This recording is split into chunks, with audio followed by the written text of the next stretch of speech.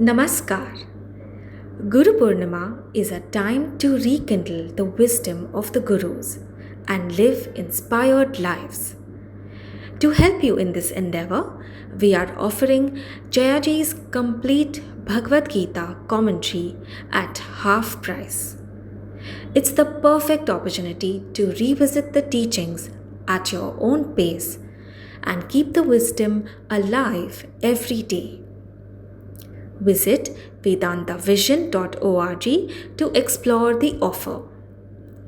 Want to experience this magic in person? Join Jayaji's offline Guru Purnima talks on happiness in Delhi, Kolkata, and Bangalore. The details are in the description box. And now I invite Jayaji to continue with Bhagavad Gita chapter 8.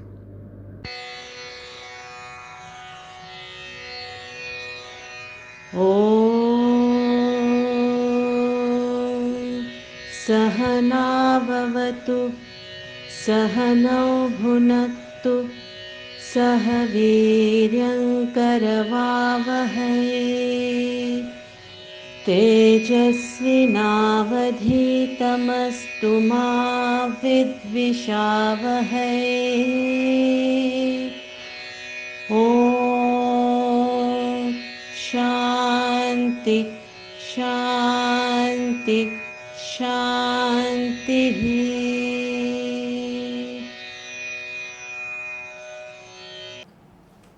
So yes, when you do service or when you do good things in life, you get attached to it. You get attached to everything that you do.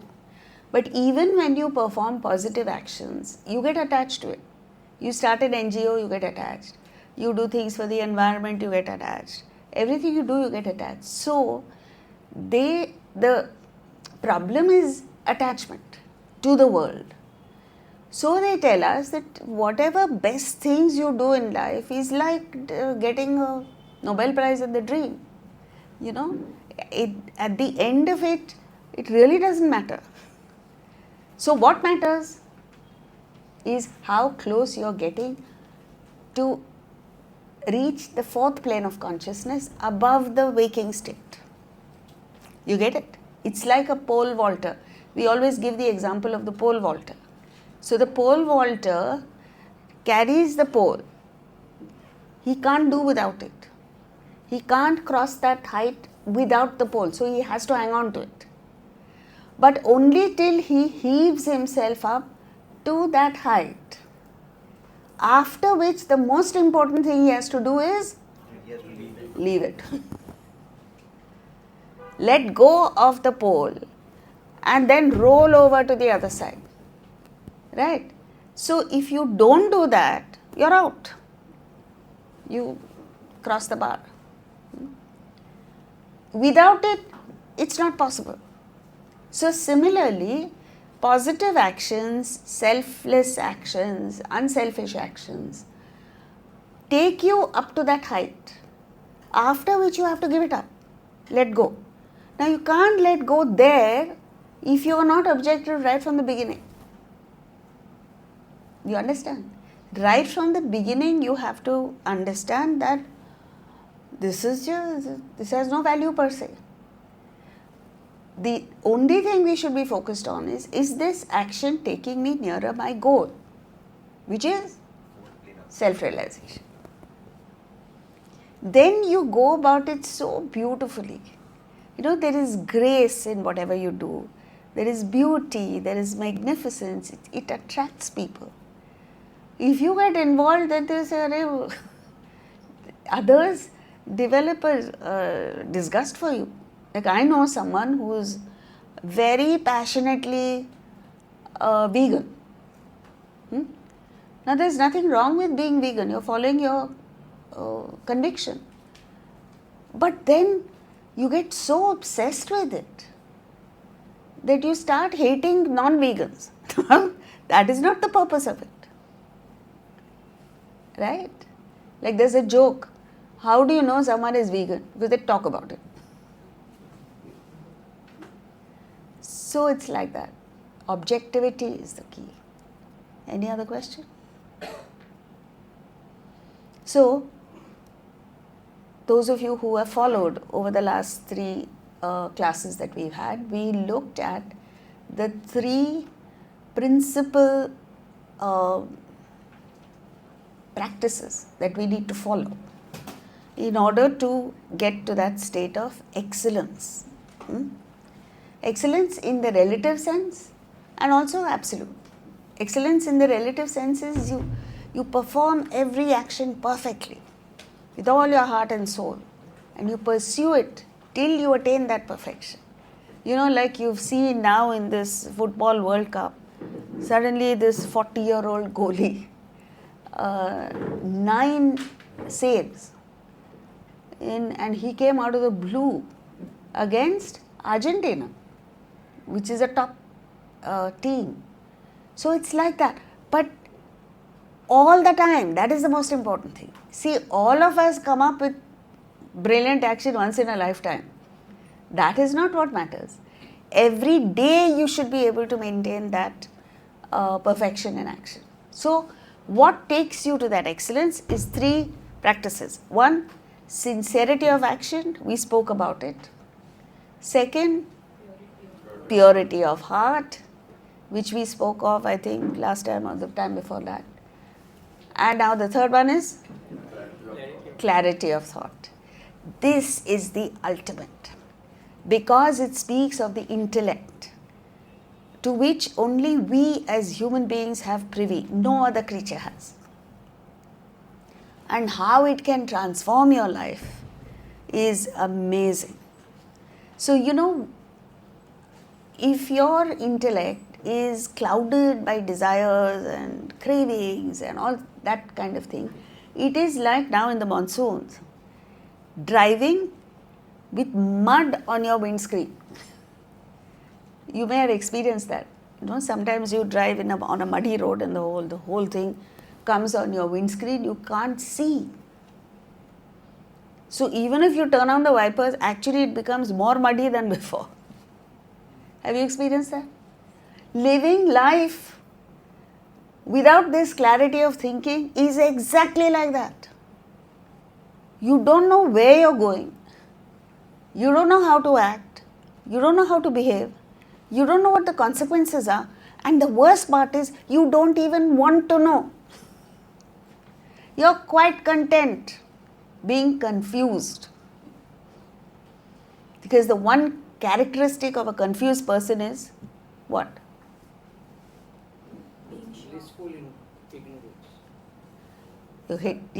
You don't know that you're confused. So how are you going to improve? Which is why the first thing that we must understand is that I am confused. I don't know. Because that is the first sign of knowledge. It's only when you understand that you don't know that you're open to knowledge. Otherwise, you know, like, I just saw a little video clip. It says the problem in life is that the most ignorant person thinks he knows. How can you help such a person? Right? So our starting point should be, I don't know. There are some people who have outstandingly brilliant people. You ask them a question, they start the answer with, I don't really know. I've had this experience. I've spoken to the most brilliant surgeon,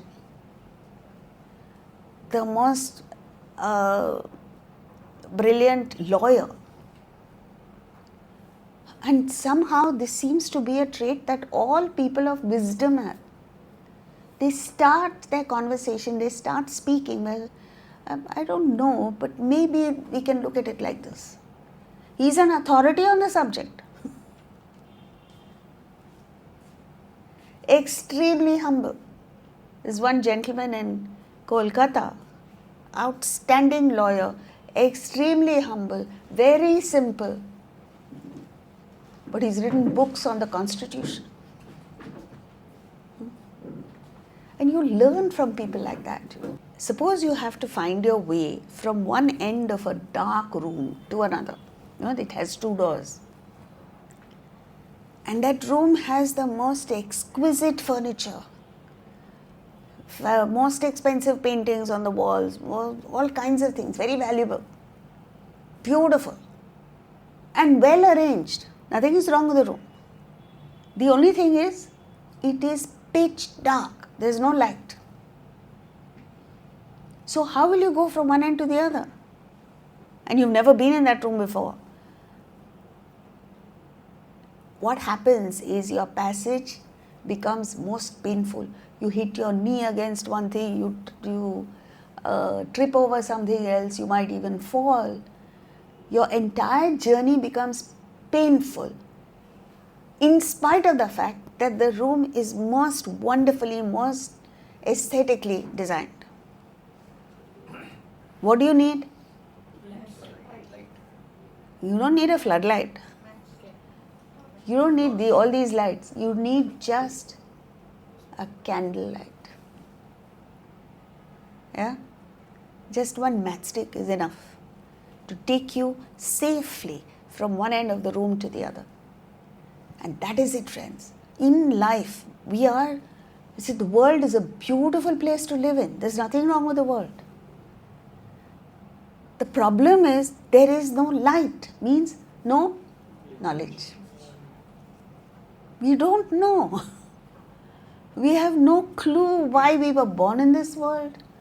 We don't know what our mission in life is. And we certainly don't know when we are leaving the world. It could be 2 minutes from now. I don't mean to frighten you. But really we don't know. And somehow we are managing. And that is why you get hurt.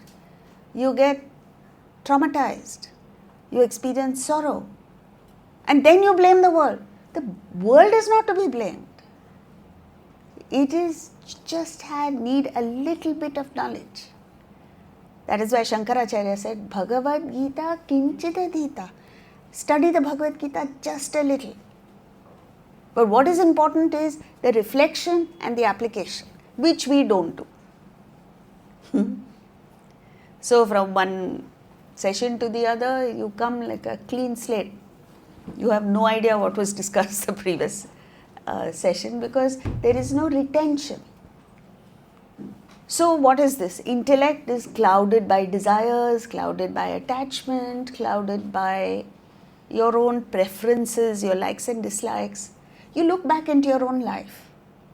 Whoever you're attached to, your intellect just doesn't function. You don't see the person has certain good qualities, certain bad qualities. You just don't see. And so you're on a slippery slope when intellect is not functioning. So, what must you know? Pravritti and nivritti. What you ought to do. And you must also know what you ought not to do. Right? Now, because we don't know that, we do things that we ought not to do. What is that which we ought not to do?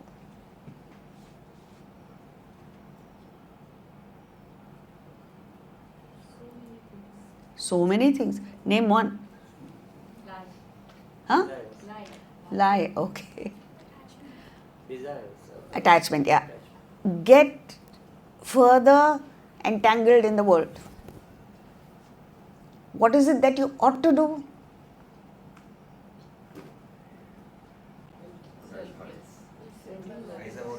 Identify your swadharma and pursue it and become unselfish. All of these. So, you see, what you ought not to do, you have a natural affinity towards, like sense indulgence, getting attached, running after money, fame, name, all of this, which does not give you happiness. That you would naturally take to. What you ought to do, you resist. Who wants to be unselfish? Who wants to be a giver? Who wants to go out of their way to help someone. Nobody wants it. So you don't do it. But that is what will give you happiness. Karya, akarya. Actions. In what field must you act, in what field must you resist from acting. Bhaya and abhaya. This is the most amazing thing. What are you afraid of? You're afraid of getting into spirituality. You're afraid of becoming unselfish, because the moment we talk about unselfish, you say, oh, if I become a giver, then people will take advantage of me. Completely unfounded fears. And what are you not afraid of? Jumping into relationships, jumping into attachments, jumping into sense indulgence. That you're not worried about. And bandham and moksham. What is bondage? What is liberation? We just don't know. And so we do everything that is wrong. And then you want happiness. How will it ever be? Because you're making the wrong choices, right? So, intellect is of two kinds. One, gross intellect, the other, subtle intellect. It's called Tikshana Buddhi, which operates in the world, gross intellect. And it discriminates between pairs of opposites where there is no value difference, like profit and loss, day and night, so on and so forth, in the world, where there is no value. But the second thing we have, which is most important, and that is what helps us grow spiritually, is subtle intellect, sukshma buddhi, which is your conscience. The conscience says only one thing. What? It points upward. It's like a mariner's compass. The mariner's compass points only north. But that is enough, because until recently, technology, ships used to use only the mariner's compass. Because once you know north, you know all other directions. Similarly, the conscience, the sukshma buddhi, just points towards the higher, which means ultimately Atman. And with that, you know right from wrong, higher from lower. Then you are able to figure out everything, what you ought to do, what you ought not to do. You see, one of the most important reasons why the present younger generation, when I say younger, half of you are included in it. Even people in their 40s and 50s. Why are they unhappier than the previous generations? If I were to ask you, you will say, grandparents were happier. Right? Why is it that you're unhappier in spite of so much being available to you? Because you're making the wrong choices.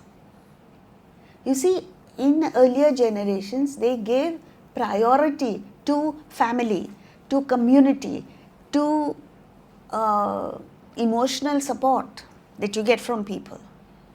So you said, even if it hurts me materially or financially or anything, I will uphold that relationship. Today it's not like that. Today what is it? What are you choosing?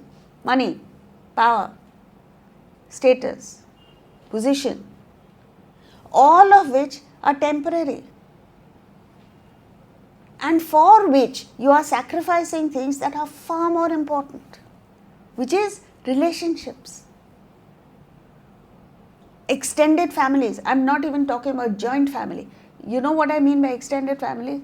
You may not live together, but there is a close bond between you. For that, you have to give up certain things. It doesn't happen just like that. Right? Anything you want, you have to pay the price. Since you're not willing to pay the price, then you say, oh, I'm lonely, nobody cares for me. Who will care for a specimen like you? because you are not caring for other people. Right?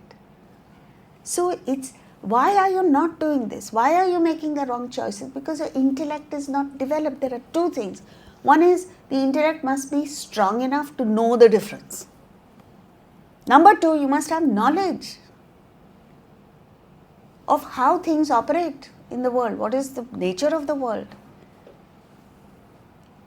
So when Nachiketas went to Lord Yama, and Lord Yama offered him the wealth of the heavens and the enjoyments of the heavens, not earth, heavenly enjoyments. Straight away he chose Brahma Vidya. He said, Tavaiva vahastava nritya gite. He said, you keep your song and dance, Yama. Give me Brahma Vidya. And he explained why he's chosen that. He says, because all this is temporary. You know, your senses, you can enjoy your senses now as long as you're young. Once you grow old, your enjoyment itself decreases. You know, your eyesight goes, your hearing goes, your taste buds. Do you know that a child has maximum taste bud? And then by the time you're old, you can't taste the difference between what you like and what you don't like. And that is natural. Every person goes through it. But Brahma Vidya will remain with me. This, you know. And because he was clear, the entire Lord Yama was so happy with him that finally I found a deserving student. And he lavishly gave out all his knowledge and his praise to him in the Kathopanishad. So, with these two, you learn the art of looking beyond the superficial. Because appearances are deceptive. Not only in others, even in you. Physical. We've become a generation of body worshippers. You look at the percentage of your thoughts that are based around just the body. And industries that are revolving around that.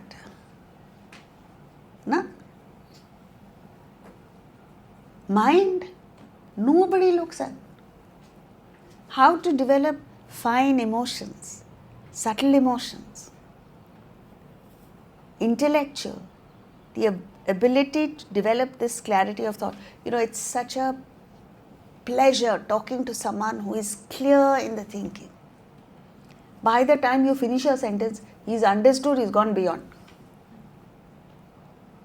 Have you met people like that? Such a pleasure talking to them. You talk to confused people.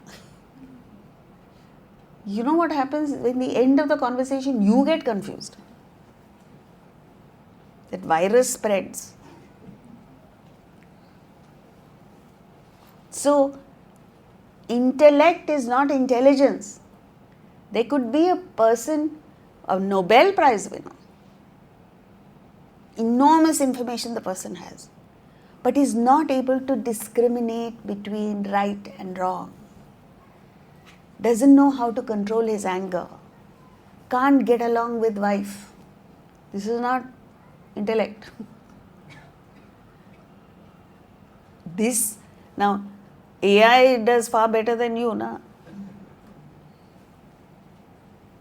So this is the thing. Why do people feel threatened by AI? Because they are only at the surface.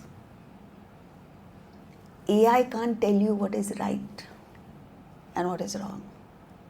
AI can't take you to Atman. AI can't give you that subtlety of taste. I don't mean eating, you know, not that kind of taste. Aesthetics. Beauty and magnificence. AI can't understand. So, what you need to do is with the intellect, look within, find purpose. And then everything sorts itself out. There was a hoarding many years ago, right here on Hughes Road. Big hoarding. It was one of the Tata companies, I forget which one it was. And it simply said, find purpose, the means will follow. And I was young and just about getting introduced to Vedanta and the Bhagavad Gita. And I wasn't sure how things will work out. I read that and I got tremendous inspiration from that. No? All you have to do is find purpose in life. Don't worry about the rest. It will sort itself out. So with this, we move now to verse 17. सहस्रयुगपर्यन्तम् अहर्यद्ब्रह्मणो विदुः रात्रिं युगसहस्रान्ताम् देहोरात्रविदो जनाः. So this topic is rebirth and beyond, 15 to 22. So what he is doing here is explaining birth and death at the macrocosmic level, at the universal level. Because the universe also goes through this birth, death and existence. And then he comes down to the microcosm, you and me, the individual.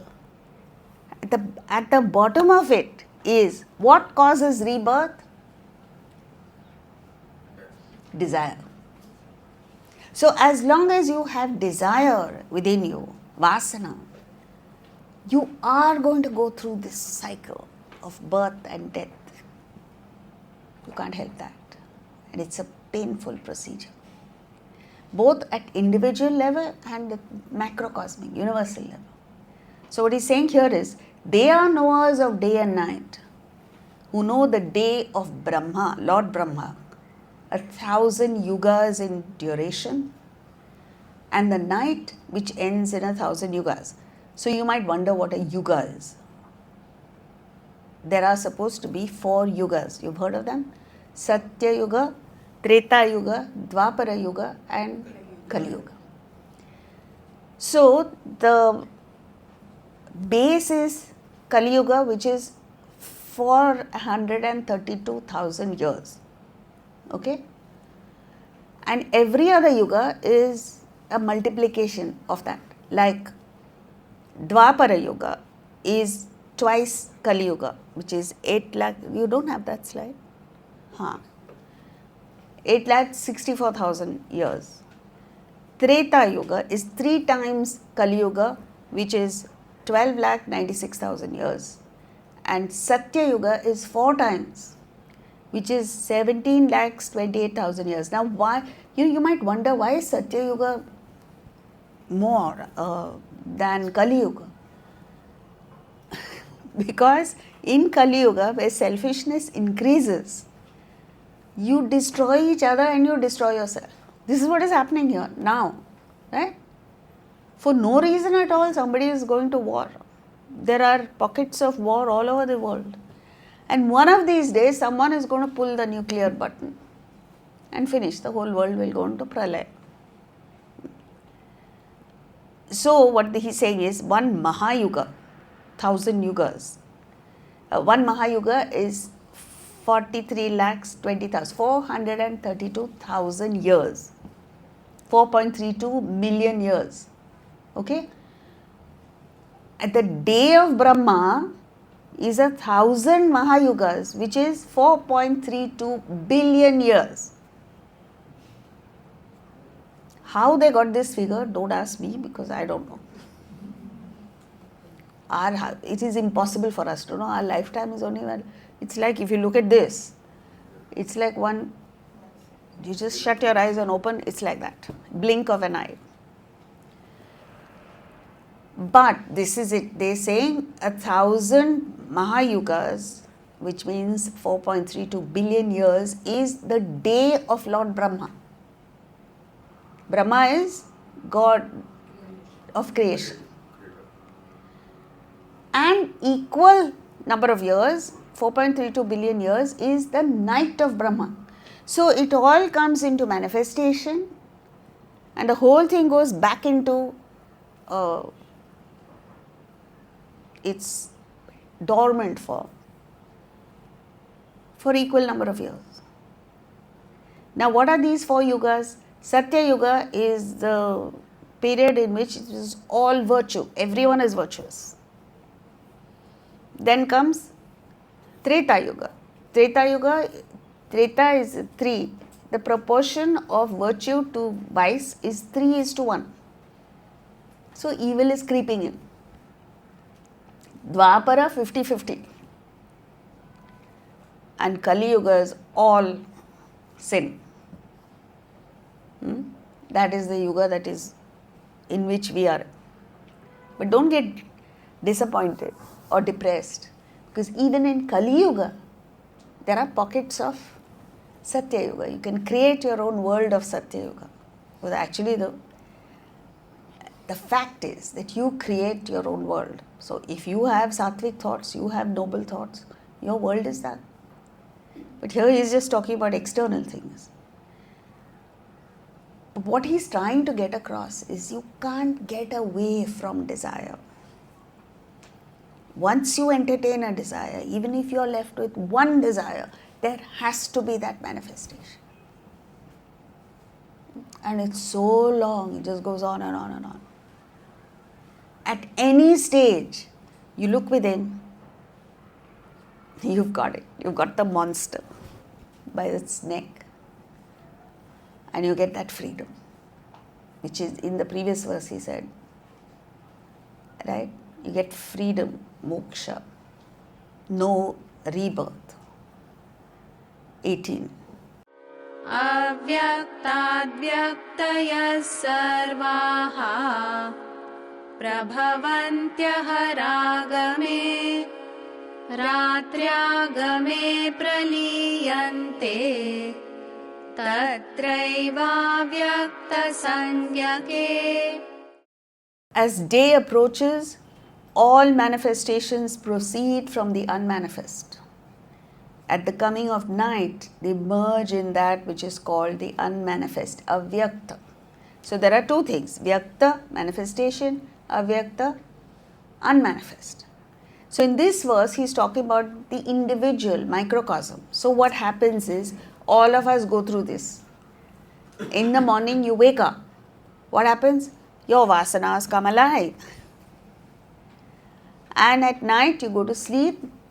All your vasanas means desires. You understand that, no? They're synonyms. All your desires go into the unmanifest. But that doesn't mean you're free from them. Because how do we know that? Because when a musician goes to sleep, he doesn't wake up a mathematician. He wakes up exactly as he was when he went to sleep. A musician. Similarly, you and I are exactly the same when we wake up.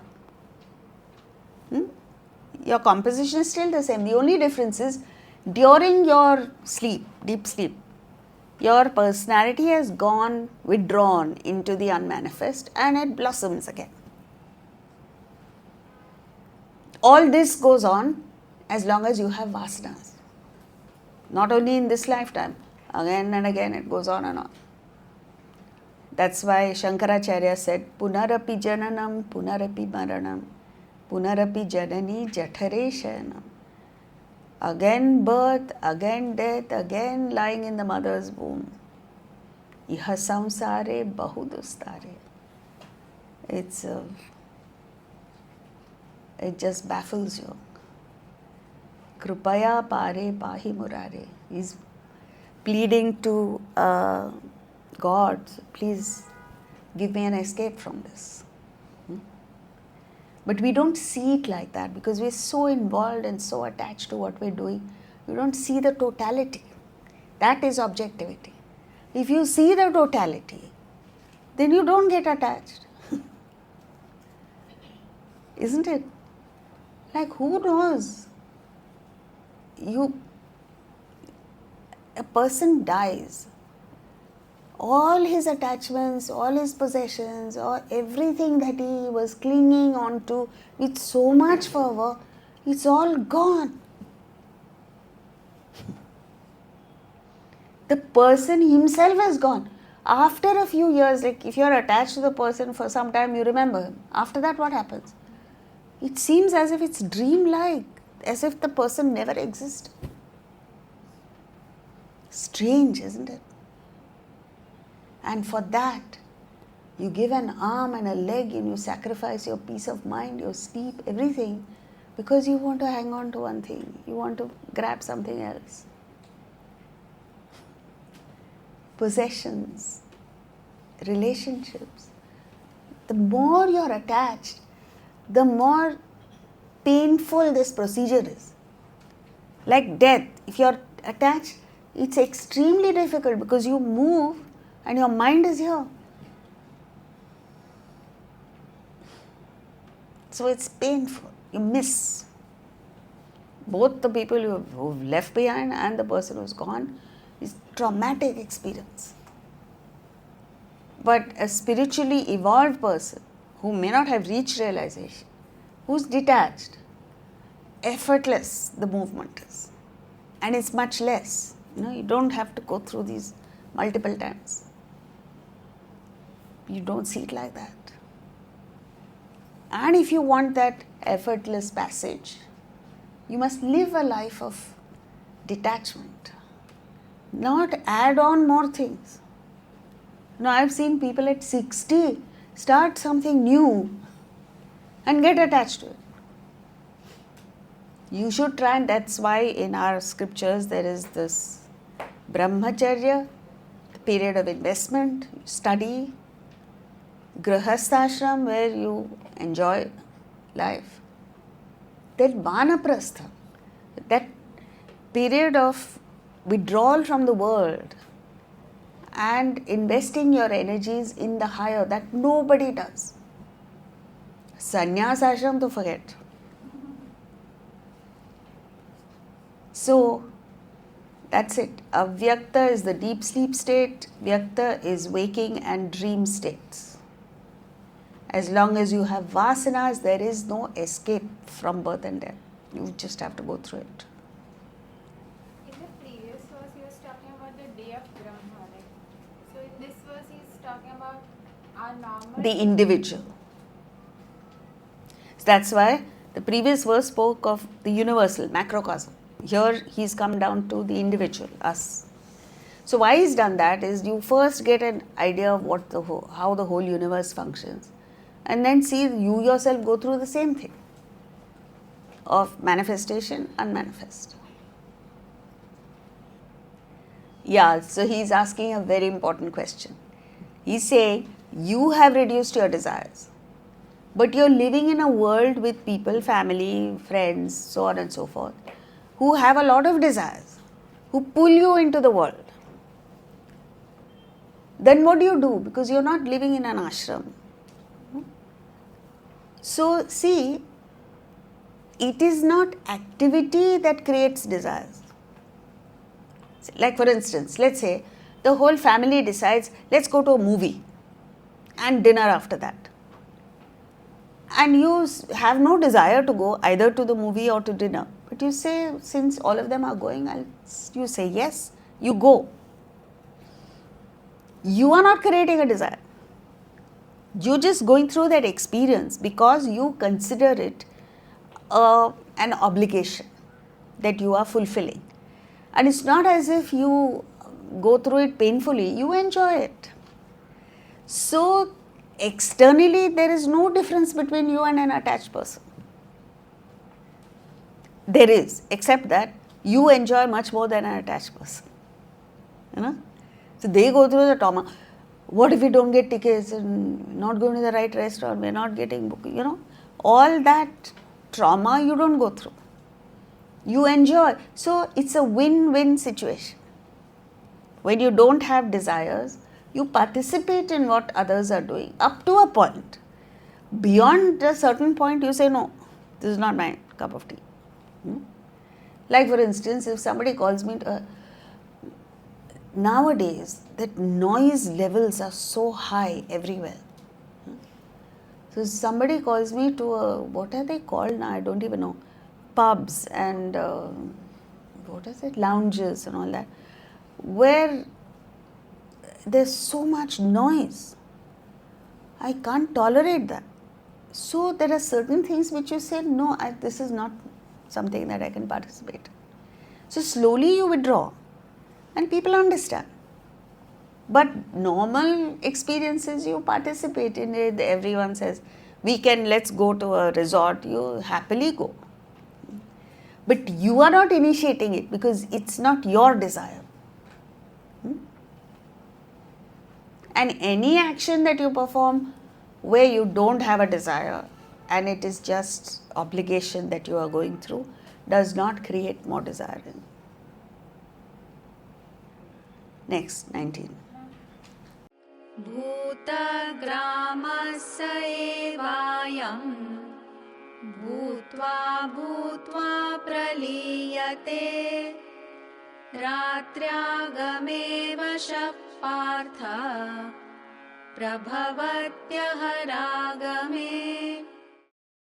O Partha, this host of beings coming forth again and again merges helplessly at the onset of night and is born as day approaches.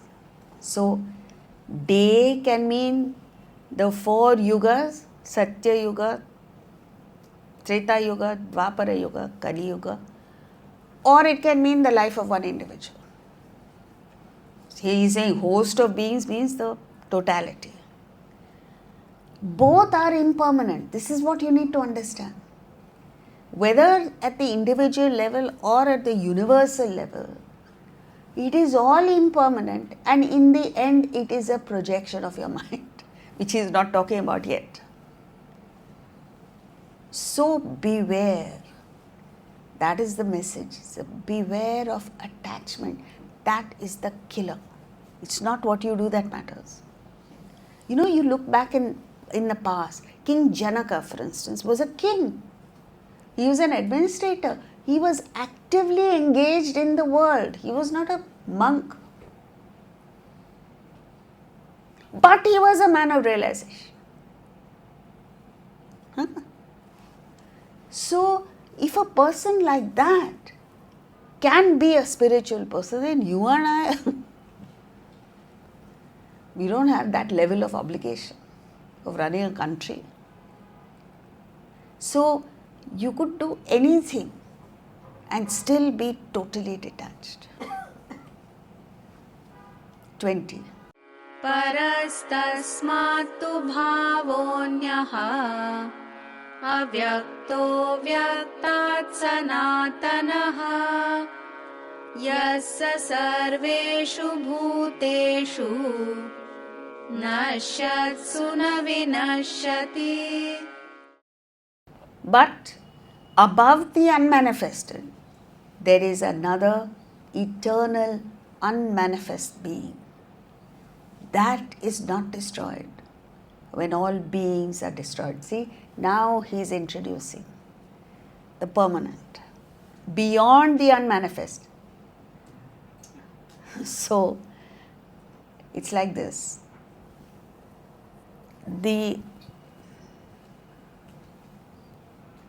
Anything in life, if you want to explain in totality, it has to be in threes. That is why there is the Trinity in every religion. Even in us, Kshara, Akshara, Uttama Purusha. When you get to the 15th chapter, he talks about Uttama Purusha. And just that verse is so inspiring. So, all this time he's been talking about the universe and the individual. And we all go through this change. Here he is introducing, he says, but above the unmanifest. So, manifest means waking and dream states. Right? Unmanifest is deep sleep state. Waking, dream and deep sleep states exist against the backdrop of Atman, Brahman. That is what he is referring to. Beyond, above the unmanifest, there is another unmanifest, eternal being that is not destroyed when all beings are destroyed. So, that is what our focus should be on. the fourth plane of consciousness. We all go through waking, dream and deep sleep states. But nobody knows. So there is first of all, there is Atman. Then there is the ignorance of Atman, non-apprehension. So you don't know that ignorance is vasanas, deep sleep state. They're all synonyms. Unmanifest. Then there is the misapprehensions of the waking and dream state. It's like this. You don't understand Chatterjee as Chatterjee. You don't recognize him. So the ignorance of Chatterjee is the womb, the seed for misunderstanding him as Mukherjee or Banerjee.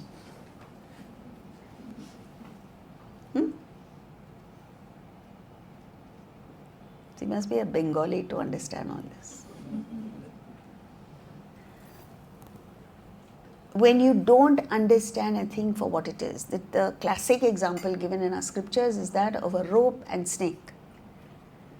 You walk out in the dark and there is a rope. Because of the darkness, you don't see it for what it is. So this ignorance of the rope is the crucible for all kinds of misunderstanding. You can mistake it for a crack in the earth. You can mistake it for a snake. Typically, you mistake it for a snake.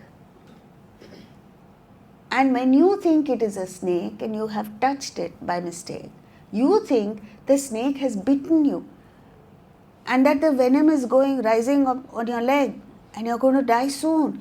And you're panic stricken and you start screaming. And you actually feel the pain. Have you come across people like that? Everything is imaginary. But they are actually experiencing it.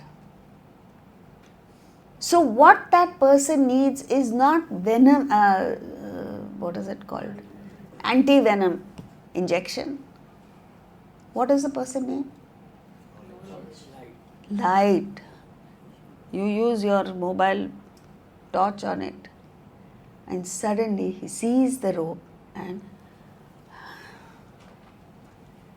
all symptoms vanish. The pain vanishes, the fear vanishes, everything goes. So, the starting point of all that we are going through, the root cause of it is ignorance. Ignorance of the truth. And this can be interpreted in the absolute and relative. You see, there are two people fighting about something or the other. And each one takes actions based on that. All conflict is based on something. You get to the bottom of it, there is nothing there. And that's why we keep talking about this imagination. You must question, why am I thinking like this? You know, there's a young girl who came to me yesterday and said, well, I'm quitting. Why? She gave 1, 2, 3, 4 points. And I explained all 4 points to her. You know, you are taking action which is going to impact on your life based on what some random person has said or done or gossiped. First of all, that may not be true. But even if it is true, like you are saying, I'm quitting a job because somebody is rude to me. Arey, that person is rude, let her suffer, no? Why are you suffering? A person is ill-tempered, rude, uncultured, whatever it is. Why are you quitting?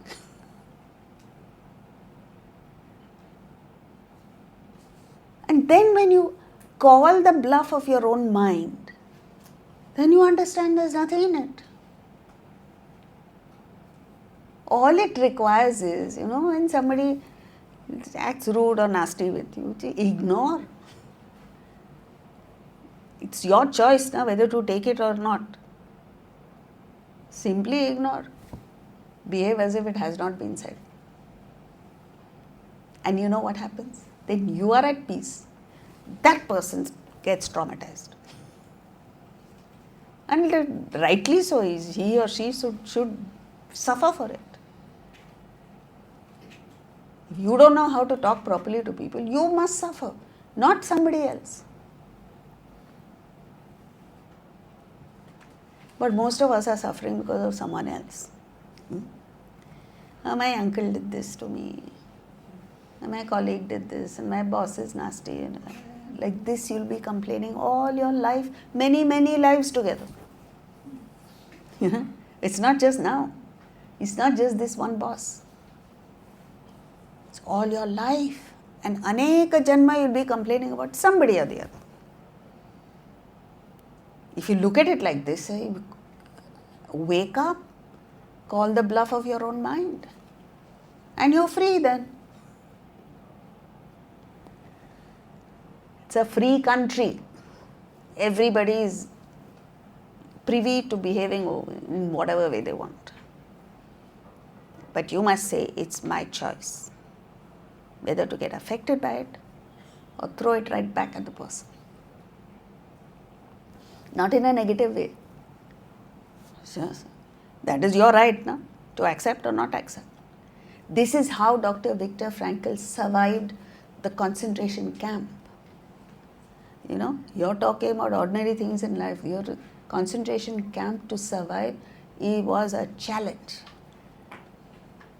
Physical torture you can't escape, but it is the mental torture that gets to you.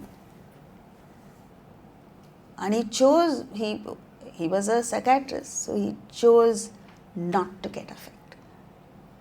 And if you go home with just this one thought, that I will not suffer for somebody else's fault, however close that person may be, however much you love the person.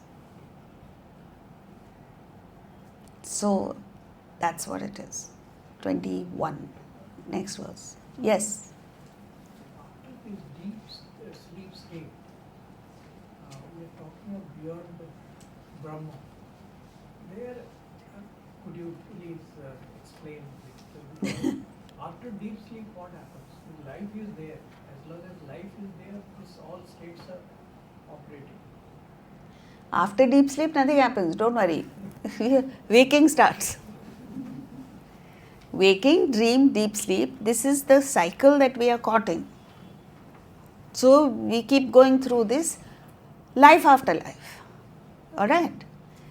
But beyond this, beyond the waking, dream and deep sleep states, the foundation of these three, substratum of these three, is the fourth plane of consciousness. Turiya. That is what? That is real. That is Satyam, the truth. All this is passing. I don't know whether you have analyzed. One night you dream something, it's completely different. And when you wake up, fortunately for us, we forget. But suppose you were to remember that with the same intensity, you will wonder whether that was real or this is real. And that is what King Janaka woke up with a fright. Because one day he dreamt that he was a beggar begging in the same streets in which he was king. So the question was, am I the king who dreamt that I was a beggar? Or am I the beggar who's now imagining myself to be king? You see, that shakes the very foundation of your existence. And he called an emergency meeting of his cabinet ministers who came running to see whether they have been attacked by an enemy or something. And he said this, They thought our king has gone a little off. So they didn't take it seriously. But then he realized and he said, if you don't come with the answer in 15 days' time, I'm going to reshuffle the cabinet. Then they got serious about it. Not because they wanted the answer, they couldn't care less about the answer. They wanted to hang on to their seats. And they've found this great sage Ashtavakra, who said, because he understood that these guys will not understand, he says, I will come to the court at the appointed time and give the answer to the king myself. And that answer changed his entire life. So this one experience of the dream that he remembered changed his entire life, and he got to the state of God realization. So one thought, one experience, one anecdote is enough to change your life. But we are so entrenched in our own worlds. Me, my wife, my son, my this, my that, my car, my home. We can't think beyond that. Smoke screen we all have. So you have to give yourself time to reflect. Just sit by yourself quietly. Preferably first thing in the morning. Think.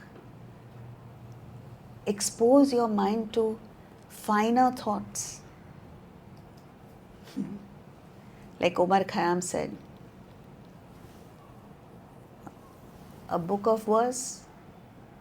glass of wine, and thou beside me sitting in the wilderness. And that wilderness becomes paradise. Glass of wine, physical, sensual enjoyments. Then a book of verse, intellectual pursuits. Thou beside me, emotional delights. All these are like wilderness. But that wilderness becomes paradise when you introduce the spiritual concept. Otherwise, it's all wilderness.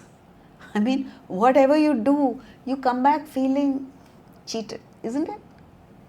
You go to a party, you go to a wedding, and nowadays the weddings are 4 days, 5 days.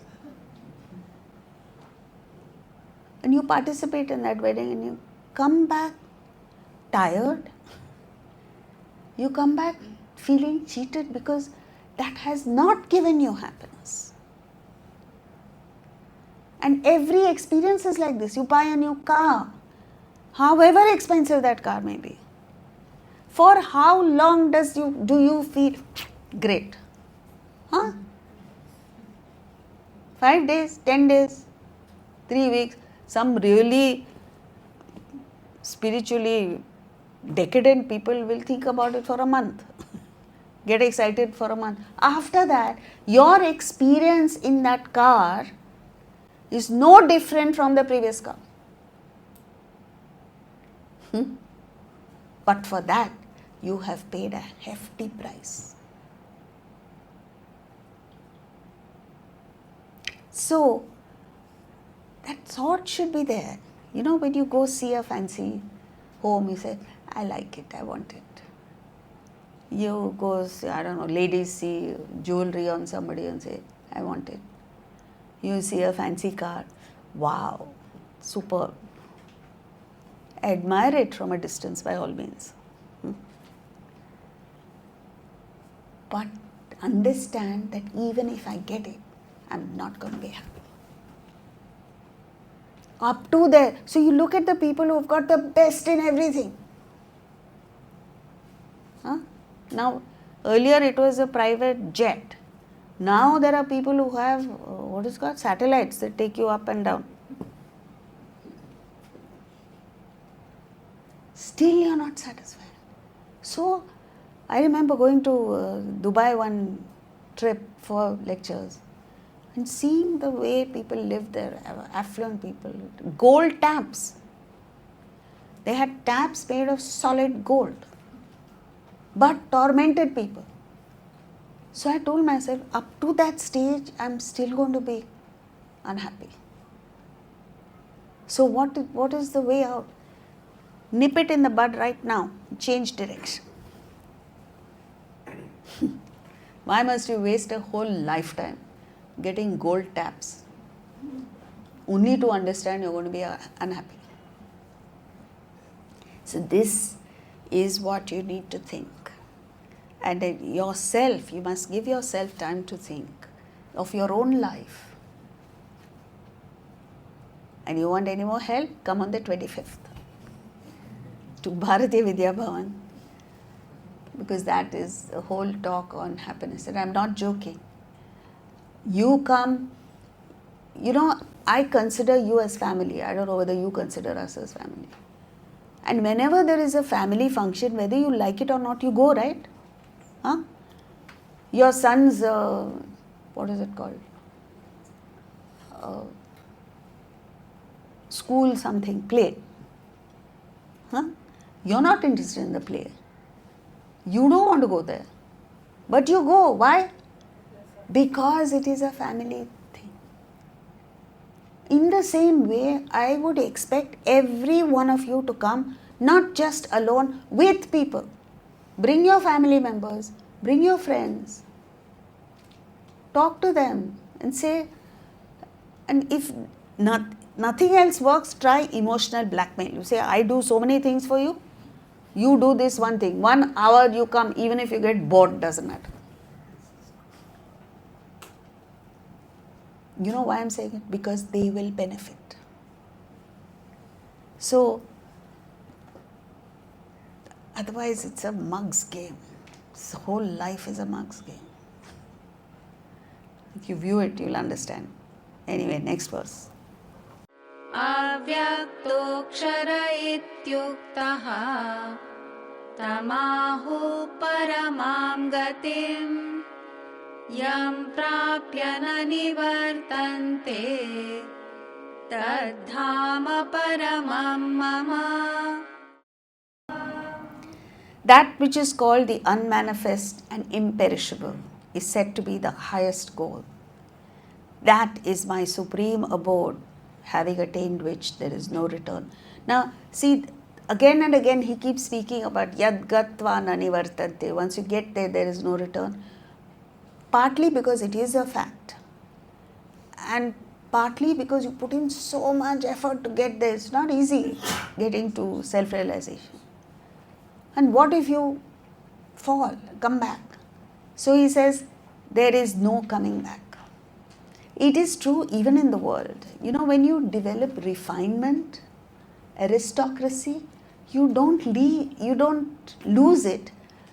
You might lose your material wealth.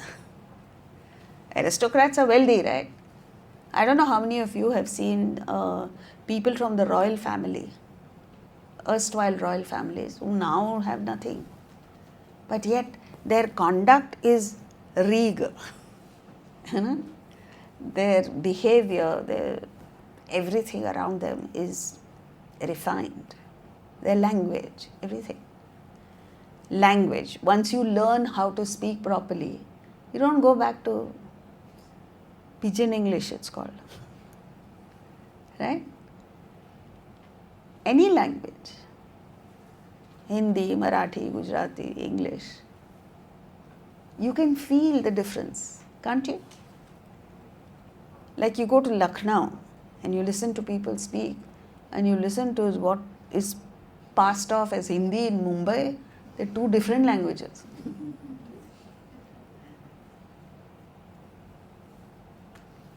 A wealthy person does not understand poverty. You know what it is? Like a rich man would tell a person, yeah, you come for a meeting next week. Where is that guy in Kolkata? How does he come from Kolkata to Mumbai?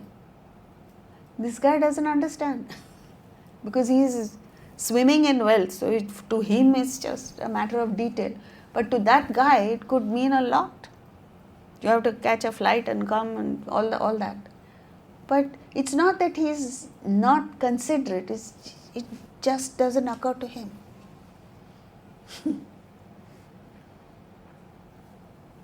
another very interesting thing is a fair person doesn't understand what dark is. Dark skinned. You know, you talk to a fair person, he doesn't understand what it means to be dark and why people are so have a complex about dark complexion.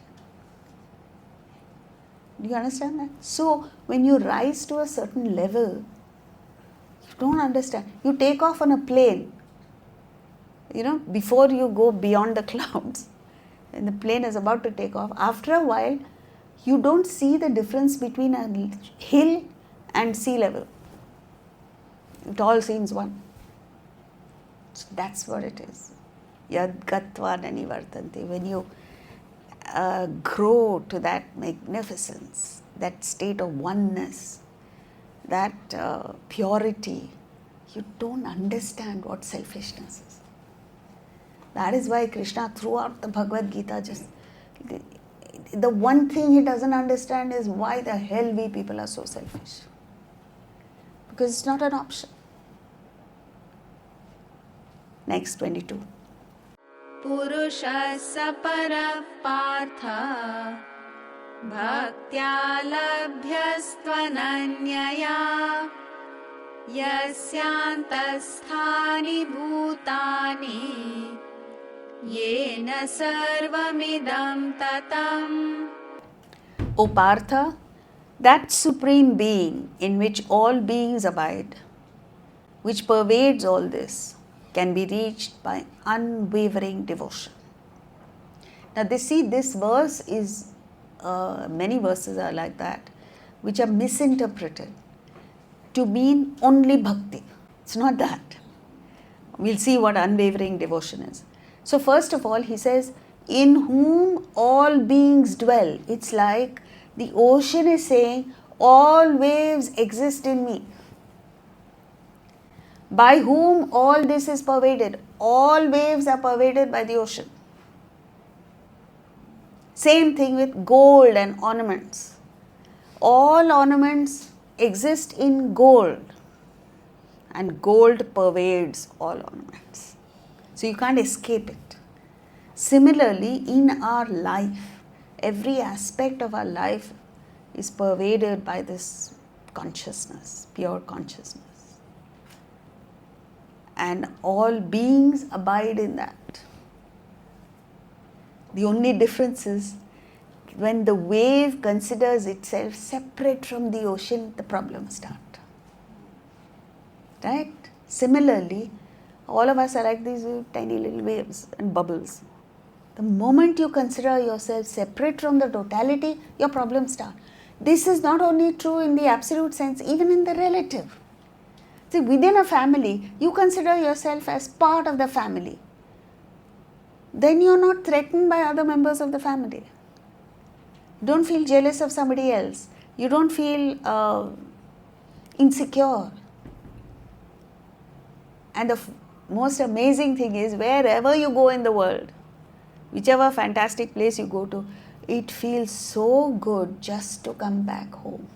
Doesn't it?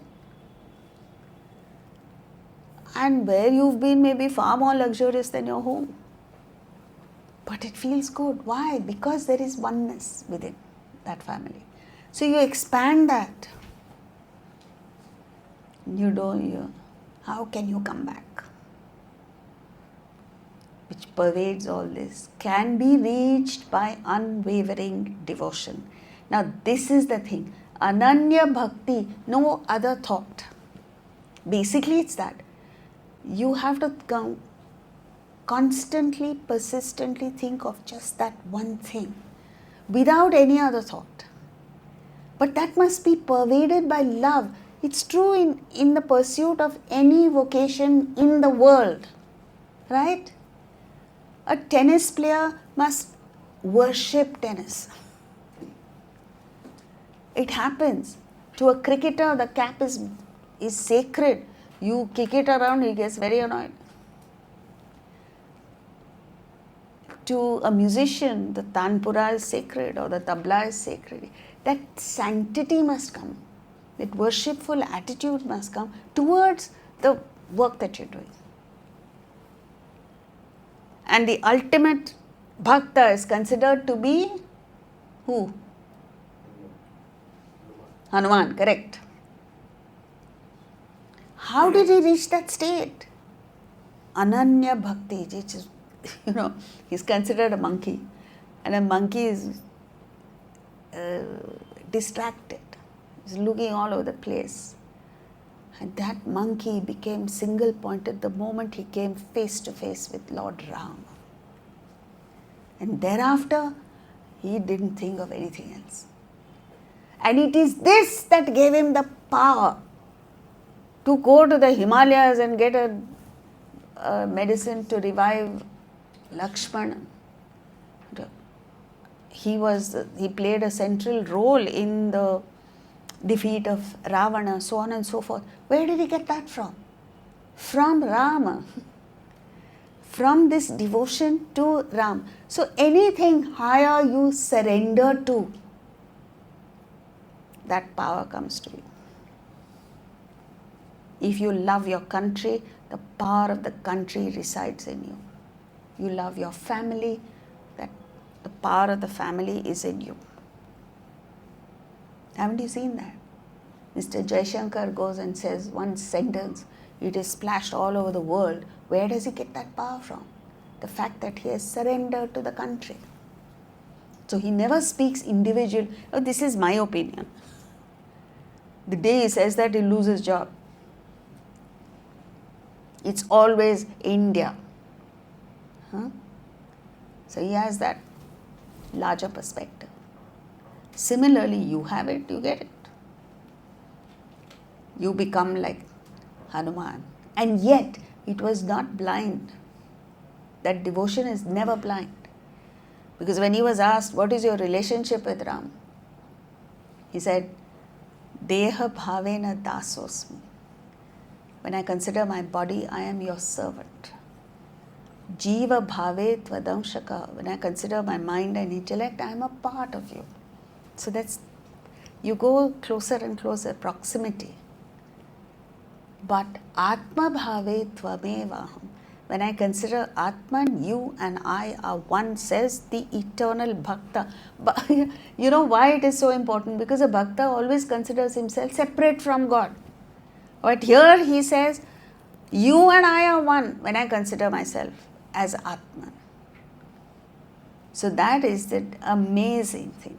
How do you get there? Identify with the body, you see maximum separateness. Mind, much less. Intellect, far less. Atman, all differences fade. And a person who reaches that state has power. You think power comes from a position, rubbish. You just feel one with the person. And that person becomes like jelly with you. Yeah. Why is it that a child, however much the mother harasses or beats the child, keeps going back to the mother?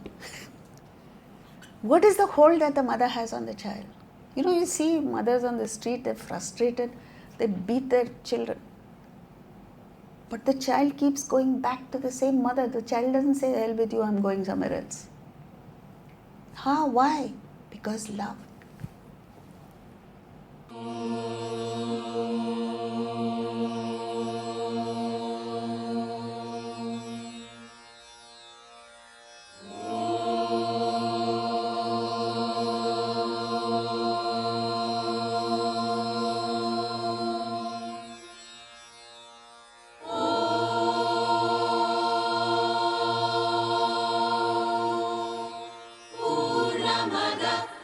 पूर्णमिदं पूर्णात् पूर्णमुदच्यते